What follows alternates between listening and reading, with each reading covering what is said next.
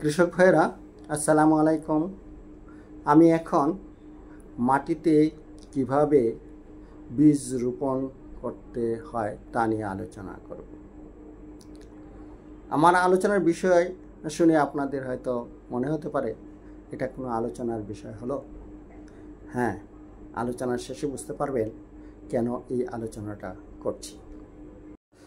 আমাদের দেশের অধিকাংশ কৃষক ভাই ও বোনেরা মাদায় অথবা জমিতে যখন বীজ রোপণ করে তখন তারা বীজের মুখ উপরের দিক দিয়ে রোপণ করে থাকেন। এতে গাছের শিকড় দুর্বল প্রকৃতি হয়ে থাকে। আবার যদি বীজের মুখ নিচের দিকে দিয়ে লাগানো হতো তাহলে শিকড় সোজা থাকতো, মজবুত হতো এবং গাছের শক্তি বৃদ্ধি পেত।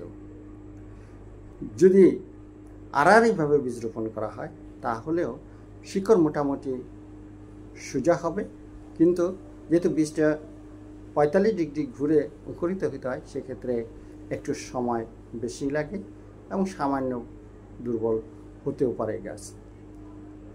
আরেকটি কথা, মাদায় বীজ রোপণের ক্ষেত্রে, মাদায় মাটি দেওয়ার ক্ষেত্রে আমাদের খেয়াল রাখতে হবে জমির উপরের অংশের মাটি গর্তের নিচের দিকে যাবে এবং নিচের অংশের মাটি উপরের দিকে যাবে, কারণ মাটির উপরের অংশে জৈব পদার্থের পরিমাণ বেশি থাকে, যেখান থেকে গাছ সহজেই খাদ্য গ্রহণ করতে পারবে।